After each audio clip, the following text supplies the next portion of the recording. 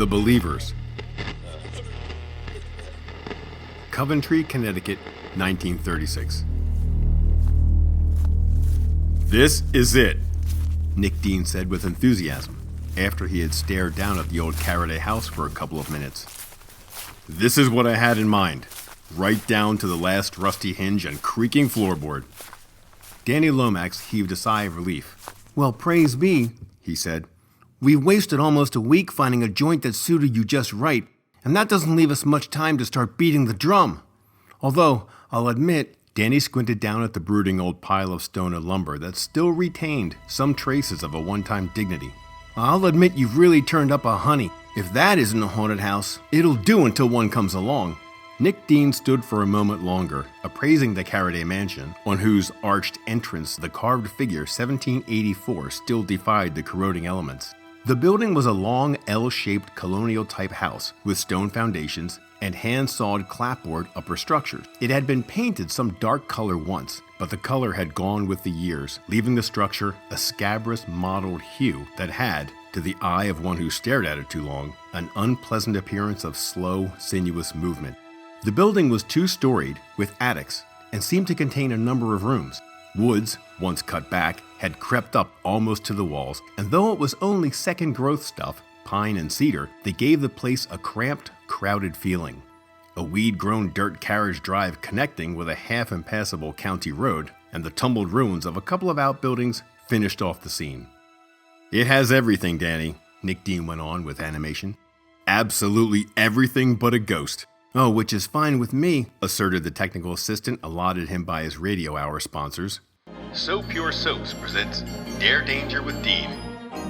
"Of course, I don't believe in ghosts, as the hillbilly said about the hippopotamus, but that's all the more reason I don't want to go meeting one. I'm too old to go around revising my beliefs just to please a spook." "That's just it," Nick Deene told him. "A resident ghost that somebody or other had seen, or thought he'd seen, and described, would cramp my style. Of course, nobody comes out here, and it's spooky enough to make any casual passerby take another road.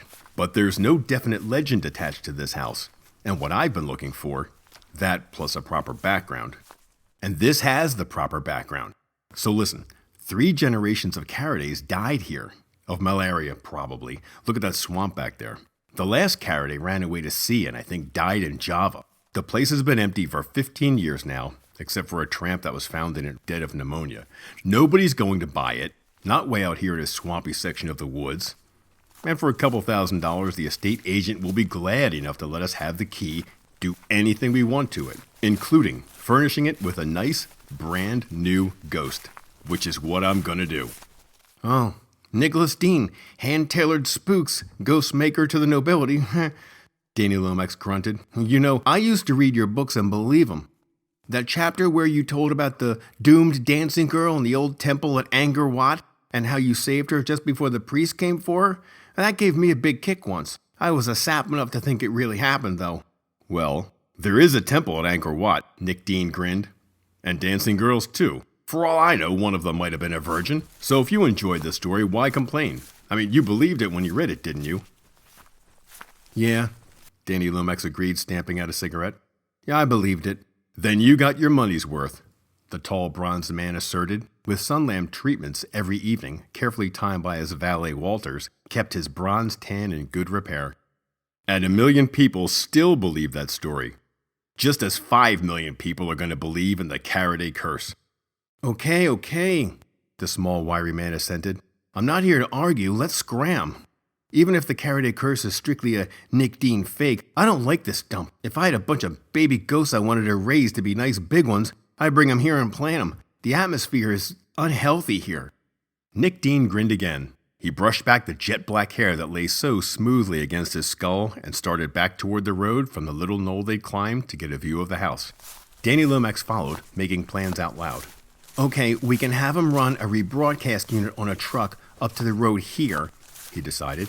"You'll have a portable sender on your back and the truck will pick it up, and then retransmit it to Hartford. Then Hartford will pipe it into New York and then out through the networks.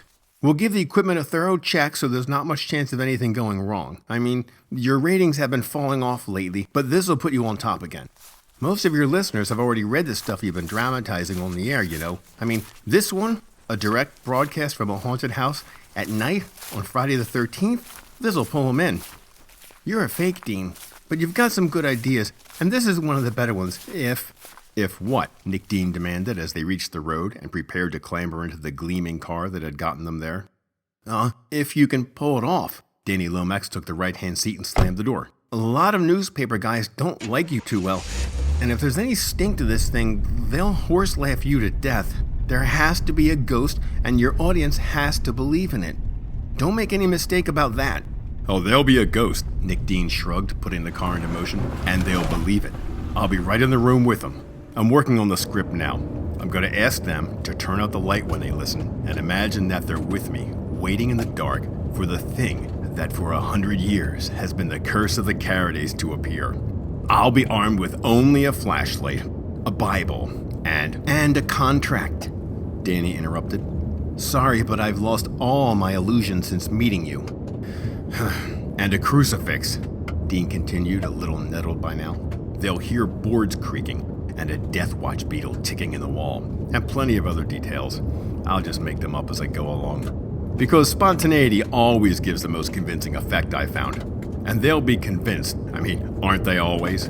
Yeah, the little advertising man agreed reluctantly. When you turn on the heat, old ladies swoon with excitement and little kids scream all night in their cribs. Actually, there was one heart failure, I think. An old maid in Dubuque.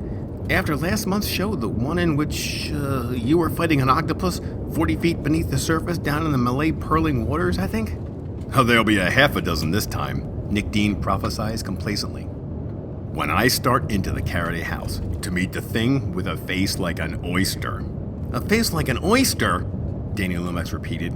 That's what it's going to look like? Nick Deene chuckled and nodded. If there's anything deader looking than a watery blue oyster that's been open too long, I don't know what it is. Now, where was I? Oh yeah, well, when I start into the house to wait for the approach of the thing with an oyster face, I'm going to scare the living daylights out of 5 million people. If you guys do your jobs right. We will, Danny promised. We'll ship out photos of the house. I'll plant the story the locals should repeat to a couple of fellows in the village, and we'll ballyhoo you all the way down the line. The only thing we won't do is try to fix the weatherman to make it a stormy night. You're going to have to take your chances on that.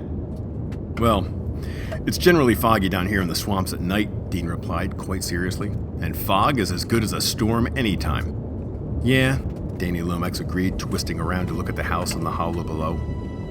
The road took them up a slope behind it, and fog was already forming in tenuous gray wisps as the disappearance of the sun brought cool air currents rolling down into the swampy dell. They made a little dancing approach toward the empty, silent building that was quite unappetizing to anyone with a good imagination. Fog's good enough for me anytime. You know, Deene, maybe it's a good thing you don't believe in ghosts yourself. Maybe it is at that, Nick Deene grinned as they topped a rise and the Caraday house disappeared from view. Maybe it is. It was not a foggy night, yet there were mists about the Caraday house as Danny Lomax, Nicholas Deene, and 2 newspapermen, Ken Blake and Larry Miller, prepared to enter it. Sitting as it did in the bottom of a little glen, so that any cool, mist-producing air currents there would flow toward it, it was wrapped in a pale vapor that danced and shifted in slow, stately movements. A quarter moon thrust a weak finger of radiance down into the woods. It was 11 o'clock, and time for Dare Danger with Deene to hit the ether with its special broadcast. Danny Lomax had earphones clamped to his ears, tentacles of wire trailing from them to the broadcast truck pulled up beside the road on the little rise that overlooked the house. The house was 400 yards away, and Danny Lomax was conscious of a vague regret it wasn't 4 million miles away as he snatched off the earphones and dropped his hand. Nick Deene caught the signal, which meant that the theme song was finished, as well as a lengthy announcement outlining the circumstances of his broadcast from the New York studio. His deep, expressive voice took up the tale without a hitch. "This is Nicholas Deene speaking," he said easily into the microphone attached to his chest, which was connected to the pack broadcaster slung over his shoulder. "The old Caraday mansion lies in a depression below me, some 400 yards away. Pale moonlight illuminates it. Veils of fog wrap around it as if to hide it from man's gaze. For 15 years, no human being has spent a night beneath its roof alive. His voice paused significantly to let his unseen audience experience its first prickle of pleasurable terror. But tonight, I am going to brave the curse of the Caradays. I am going to enter the house, and in the great master bedroom, where 3 generations of Caradays died, I am going to wait for the unknown thing that legends tell of to appear. I am going toward the house now with 2 reputable newspaper men at my side. One of them has a pair of handcuffs, the other the key. They are going to cuff me to the sturdy bedposts of the ancient 4-poster that can be seen through the dust-covered window in the master bedroom. This is to ensure that I shall not leave before midnight strikes, before this ill-omened Friday the 13th passes away into the limbo of vanished days. Nick Deane's voice went on, rising and falling in carefully cadenced rolls, doing little tricks to the emotions of listeners a mile, 1,000 miles, 3,000 miles away. He and Danny Lomax and the 2 reporters trudged on downhill toward the house. This was a last-minute inspiration of Nick Deane's, this handcuff business. The press had taken a somewhat scoffing note toward the stunt broadcast, but Nick Deane's showman instinct had risen to the occasion. There was a compellingness to the idea of a man being chained in a deserted house, haunted or not, being unable to leave, which had impressed the radio column writers. Deene kept on talking as they approached the old mansion, flashlight beams dancing ahead of them. He described the woods, the night sounds, the dancing mist, the appearance of the empty, silent mansion ahead of them, and did a good job. Not that it was necessary for the 3 men with him. Even before they reached the house, the carefully cultivated skepticism which Blake and Miller had sported was gone from their faces. Cynical though they were, Danny Lomax thought he could catch traces of uneasiness on their countenances. The place had that kind of an atmosphere about it. "We are standing on the rotten, creaking porch now," Deene was telling his audience. "One reporter is unlocking the door with a key given us reluctantly by the white-haired agent for the property. A man whose expression tells us that he knows many things about this house his closed lips will not reveal." The door creaks open. Our lights probe the black throat of the hall. Dust is everywhere, seeming inches thick. It rises and swirls about us as we enter. They went in, and Nick Deane's tread was the firmest of the 4 as they strode the length of a narrow hall and reached the stairs. Their lights showed side rooms filled with old furniture whose dust covers had not been removed in almost 2 decades. The stairs were winding and creaked.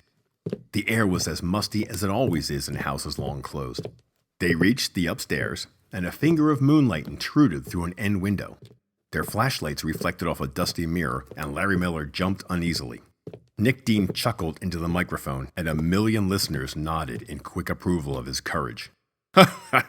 "My friends are nervous," Nick Deene was telling them. "They feel the atmosphere that hangs so heavy in these silent rooms trod only by creatures of the unseen. But we are now in the big bedroom, where I shall wait." The bedroom was big. The door leading into it, though, was low and narrow, and the windows were small. A broken shutter hanging outside creaked in an unseen air current.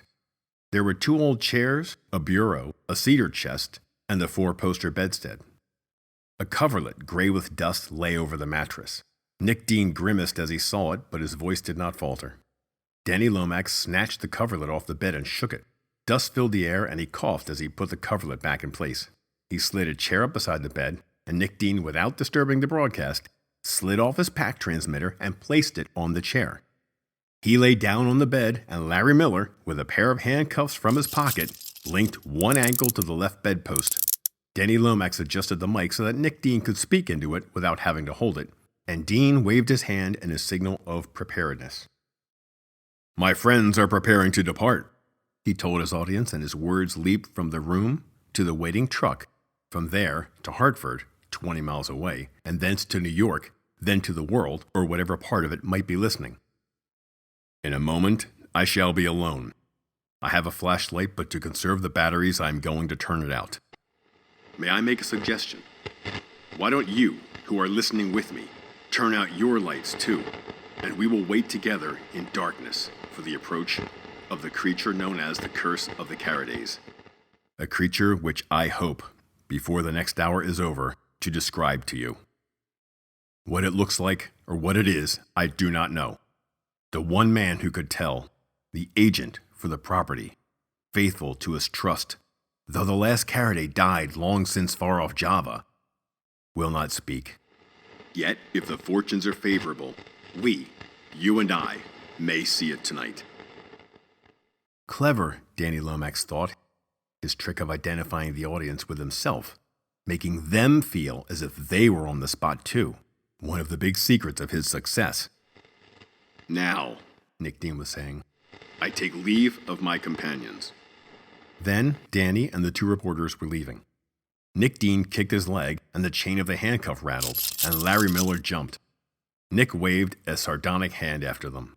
They went downstairs, not dawdling, and no one spoke until they were outside. Then Blake drew a deep breath. Hey, he's a phony, he said with reluctant admiration. And you know as well as I do that if he sees anything tonight, it'll be strictly the product of his imagination. But just the same, I wouldn't spend an hour in that place handcuffed to that furniture for a month's pay. Without hesitating, they set off for the waiting truck, and the small knot of men, technicians, reporters, and advertising agency men clustered around it. And as they hurried, in Boston, in Sioux Falls, Kalamazoo, Santa Barbara, and 1,000 other towns, lights went out in a house here, another there, as many of Nick Deane's far-flung audience obeyed his melodramatic suggestion to listen to him in the dark. And 2 million families settled themselves to wait with him, hanging on his every word, their acceptance of everything he said complete, and their belief utter. When the three of them reached the rebroadcast truck again, the little group of half a dozen men there were clustered about the rear, where a half circle of light burned through the darkness and a loudspeaker repeated Nick Deane's every word. Deene was building atmosphere still. His resonant voice was picturing the house, the shadows, the dust, the darkness that seemed to crouch within the hallways. And as he spoke, every man there could see the pictures he evoked rising up before their eyes. Listen, Nick Deene was saying, and Danny Lomax could visualize the big bronze man grinning sardonically as he spoke. And hear with me the small night sounds that infest this ancient spirit-ridden dwelling. Somewhere, a board is creaking, perhaps for no reason, but I cannot tell. But it comes to me clearly. Listening, they could hear it too. The eerie, chill-provoking creak of a floorboard or stairway in midnight silence. Nick Deene had 2 bits of wood in his pocket that he rubbed together to get that effect, but only Danny Lomax knew that. And even knowing, he didn't like the sound. I hear the creaking. Nick Deane's voice was low, suspenseful now. I hear the creaking and something else. A monotonous tick, tick, tick that seems to become louder as I listen to it. The frightening beat of the death watch beetle within the walls of this room. They could hear it too, as Nick Deane's voice died out. Hear it, and their own breathing became faster as if they too were in that room, listening with a man bound to the great 4-posted bed there. And in Atlanta, in Rochester, in Cincinnati, in Memphis, Mobile, Reno, Cheyenne, and 1,000 other cities and towns, Nick Deane's listeners heard it too in the hushed silence in which they listened. They swallowed a little harder, looked about themselves a little uneasy, and smiled. Smiles that were probably artificial, and they believed. Danny Lomax would have believed too if he hadn't known of the small metal contrivance by which Nick Deene managed the death watch beetle noise. Even knowing, he admitted to himself that it was an impressive performance. When Nick Deene had boasted that he would make 5 million people believe in the curse of the Caradays, he thought he had exaggerated, but not about their believing. His audience probably didn't number more than 5 million, but he had most of that 5 million by now in a complete state of acceptance for anything he might want to say next. Danny glanced at his watch, turning his wrist so that the timepiece caught the light. 35 minutes gone, 25 to go. Time now for Deene to start turning on the heat. Time for the sock punch to start developing. He built up his background and he sold his audience. Now he ought to begin to deliver. And he did. A moment later, Nick Deane's voice paused abruptly. The sudden silence held more suspense than any words he could have spoken. It held for 10 seconds. 20. 30. Then he broke it only with a half-whispered announcement. I think I can hear something moving outside the house. Around the sound truck, there was utter silence, save for the whine of the generator that was pumping the broadcast over the hills into the woods to Hartford. Whatever it is, Nick Deane's voice was still and low. Low like a man who whispers an aside even while he's intent on focusing upon something else. Whatever it is, it's coming closer. It seems to be moving slowly up from the small patch of swamp just south of the house. Absently, Danny Lomax reached for a cigarette. Nick was sticking to the general script that they'd outlined. Almost at the last minute, they decided against a ghost, pure and simple. Instead, with his usual instinct for getting the right note, Nick Deene had switched to a thing. Something nameless, something formless, something unclassifiable. Something out of the night and the swamp and the unknown. Something that might be alive and might not be alive. But something that, when Nick Deene got through describing it, it would be very, very real. Whatever it is, it's coming closer. I hear a dragging, dull sound as if something heavy moving through dead brush and over rough ground. It may just be an animal, perhaps even a stray cow or a horse, or a wild pig escaped from a pen somewhere on a nearby farm. 5 million listeners held their breath for a moment, then prepared to let it go. Of course, just a stray horse or a cow. Something warm, something familiar, something harmless. Then, "It's pulling at the boards which cover the cellar windows," Nick Deene exclaimed. "It's trying to get into the house." Danny Lomax held a cigarette unlit until the flaring match burned his fingers. In spite of their determined skepticism, there was now an intentness to the faces of the reporters and technicians gathered around the end of the sound truck. They knew or guessed this was a phony. Yet the sudden jolt after Deene had given their nerves a moment to which relax got them all, just as it was getting to the whole great unseen audience. Danny Lomax, from years of listening to radio programs behind the scenes, had developed a sixth sense of his own. He could tell almost to a degree just how a program was going over, whether it was smashing home or laying an egg. He could feel the audience that listened reacting, and he could sense what their reactions were. Now something was pulling at him. Something strained and tense and uneasy. Several million people, or more, were listening, were believing, were living through the scene with Nicholas Deene, and crouched there in the chilly night beside his broadcast truck, Danny Lomax could feel the waves of their belief sweeping past him, impalpable but very real. Nick Deane's voice had quickened. He was reporting now the sounds of nails shrieking as they pulled free, as boards gave way. He described a heavy, squishy body forcing its way through the tiny window. He made his listeners hear the soft, squashy sounds of something large and flabby moving through the darkness of the cellar of the house and finding the stairs and going up them slowly, slowly. "Now it's in the hall." The big man's words were short, sharp, electric. "It's coming toward the door. I hear boards creaking beneath its weight. It senses that I'm here. It's searching for me. I confess, I'm frightened. No sane man could fail to be. However, I am convinced it can't hurt me. If it's a psychic manifestation, it's harmless, however horrifying its appearance may be.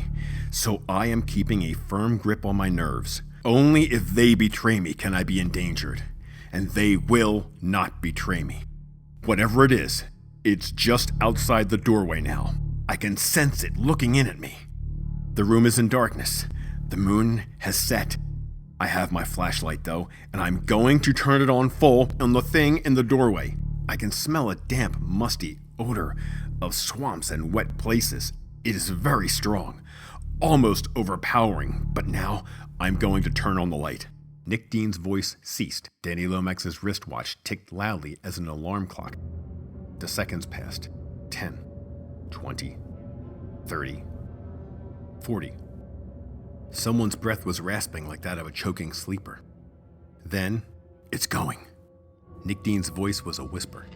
"It looked at me and would have entered. I could sense what it wished. It wished me. But I have the Bible and crucifix I brought tightly in my hand. The light has been shining full into its face, if I can call it that. I did not lower my gaze, and now it's going. I can no longer see it. The light of my flashlight falls on the black, empty frame of the doorway. It is slithering back down the hall toward the steps. It is returning to the swamp from which it came when it sensed my presence here. I can hardly describe it. I don't know what it was.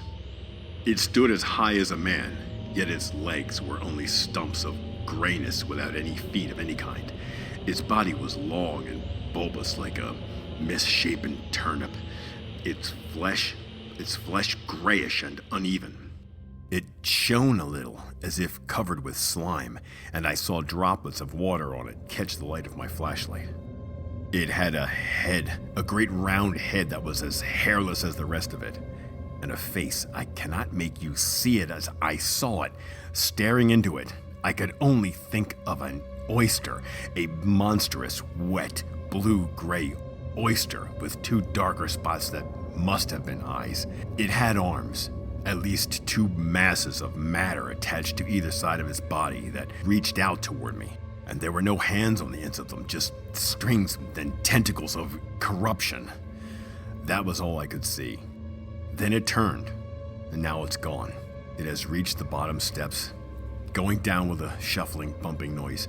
It's moving toward the cellar stairs now. The floor is creaking beneath it. Back to the cellar window, which it forced itself through, back to the depths of the swamp from which it emerged. Yet the sense of it still hangs in this room. And I know that if my will should slacken, it will feel it and it will return. But it must not. I will not let it. It must return to the bottomless muck from which it came. Danny Lomax touched his dry lips with his tongue. This was it. This was the high spot. This was where Nick Deene got over or fell flat on his face. Danny knew that whatever it was, he'd be able to sense it. And he did. Not failure. Success. Tremendous success. The unseen currents that eddied around him were belief.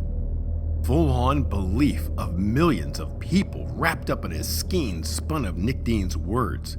The belief of millions of listeners seeing in their minds something that had never existed but which Nick Deene had created and brought to life. Tomorrow they might laugh. They might ridicule the very fact that they had listened. They'd never be able to forget how they had felt. And now, for right now, they believed. Danny let out a breath, looked at his watch. Almost midnight. Nick Deene was speaking again. It's gone now. It's outside again, seeking the swamp from which it came. This is Nicholas Deene speaking. I'm going to sign off now. I've been through quite a nerve strain. Thank you for listening, everybody. I'm glad you weren't disappointed that something happened tonight to make this broadcast worth your listening. Good night, all. This is Nicholas Deene saying good night. Danny Lomax saw the chief engineer throw a switch and nod to him. He leaned forward toward the secondary mic in the truck and slipped on a pair of headphones. All right, Nick, he said. You're off the air. We're going to come down and unlock you now. Okay. Nick Deane's voice came back a little ragged. Hurry, will you? The last couple of minutes, I could swear I have heard noises outside. Maybe I'm too good. I think I'm believing myself. So how do you think it went? Oh, it went fine, Danny told him. Oh, they ate it up. 5 million people are sitting in their parlors this minute, getting the stiffness out of their muscles and trying to pretend they didn't believe you. I told you they would. Deane's voice was momentarily complacent. Then it became a little edged again. Listen, hurry up, will you? Damn it, there is something moving around outside this house. Wait, so you say they ate it up? Oh, yeah. Straight up, Danny Lomax told him. I could feel it. They're all still seeing that thing you described with the oyster face, crawling in through the cellar window and slithering up the stairs and standing in your doorway. Cut it, Deene ordered abruptly, and come down here. There's something coming in the cellar window where we loosened the boards for the reporters to find tomorrow. Lomax turned. Oh, Joe, he called to the driver. Take the truck down in front of the house, will you? It'll save us walking. What did you say then, Nick? I missed it. I said there's something coming in the cellar window. Nick Deane's voice was almost shrill. It's knocking around in the cellar and it's coming toward the stairs. Hey, steady, Nick, steady, Danny Lomax cautioned. And don't let your nerves go now. You and I know it's just a gag. Don't go and start to... Good God! Deane's breath was coming in gasps. Danny could hear it whistling into the mic at the other end of the two-way hookup. There's something coming up the stairs. Come and get me out of here! Danny looked up, a frown between his eyes. Hey, Joe, get going, will you? He snapped, and the driver looked around in annoyed surprise. Oh, yeah, right away, he grunted, and the truck jerked forward. Oh, is this fast enough to suit you? Danny Lomax didn't answer. Nick, are you all right? He demanded of the mic, and Deane's voice, almost unrecognizable, came back. Danny, it gobbled. There's something coming up the stairs with a sort of a thump. I can smell that marsh gas and ammonia. There's something making a slithery sound. I tell you, something has got into this house from the swamp and is after me. The truck was jolting in second down the long unused road. The reporters had swung on. They were staring at Danny, sensing something, but they didn't know what going wrong. Danny, the earphones tight, hung over the mic. Take it easy, he soothed. You just had one drink too many, Nick. We wrote all that down. It's just on paper. You just said it. I know 5 million people believed it, but you and I don't have to, Nick. We have to... Listen to me, Nick cried. There's something in the hall. Something that scrapes and thumps. The floorboards are creaking. Danny, you know I'm chained here. It's coming after me. It is. Nick Deane's voice was hysterical. It's at the doorway. The voice was drowned out by a scraping of gravel as the truck's brakes went on abruptly. Wheels fought for traction and lost it. A muddy spot had slewed the broadcast unit to one side. The long, untended road gave no hold, and the rear wheels slid toward a ditch beside the road. The unit jolted, toppled, and was dug into a clay bank. The newspaper men who were hanging on were thrown off. Danny Lomax was bounced away from the microphone, his earphones torn from his head. He scrambled back toward the mic, pulling himself up against the slant of the body. The earphones were cracked. He threw a switch, cutting in the overhead speaker. "Nick!" he cried. "Nick!" It's in the doorway now, came the terror shrill wail from the speaker. It's coming in! Oyster face! Great blank watery oyster face! Danny, put me back on the air. Tell him it's all a joke. Tell him it isn't so. Tell him not to believe. Not to believe. Tell them not to believe. "Nick!" It's coming in. It wants me. It smells. It's all wet and watery. And its face. Danny, tell them not to believe. It's because they believe. It didn't exist. I thought it up. 5 million people all believing at the same time, believing strong enough for you to feel. They made it, Danny. They brought it to life. And it looks just like Danny, help me. Help me. The speaker screamed, vibrated shrilly at the overload, and was silent. And in the sudden hush, an echo came from the night. No, not an echo, but the scream itself, faint and dreadful, it reached them. And Danny Lomax was quite unable to move for an instant. Then he galvanized into action as he ran into the darkness, and the others followed. With horrifying abruptness, Nick Deane's faint screams had ceased.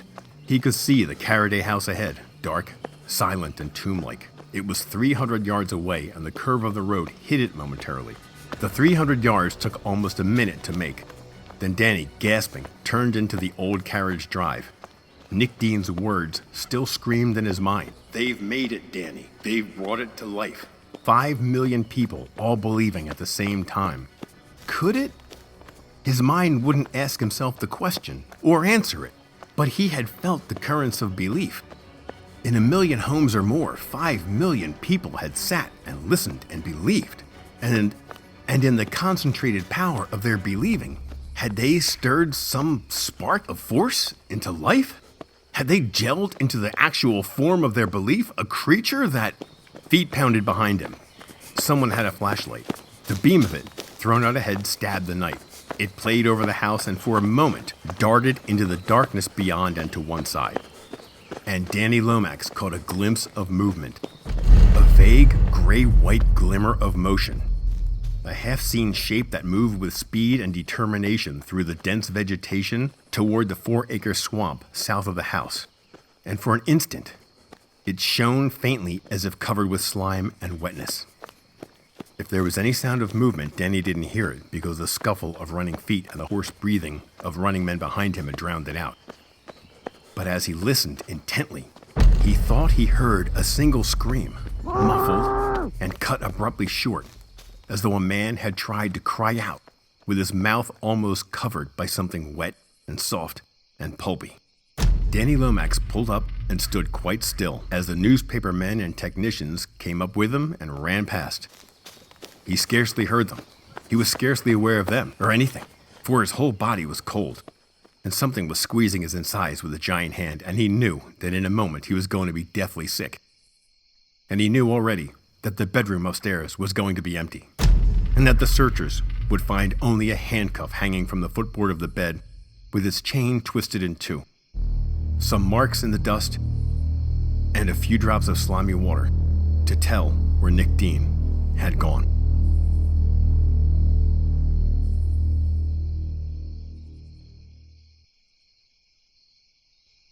You've been listening to an audio drama of The Believers, which is a classic horror story by Robert Arthur, and read by Jerry Scullion.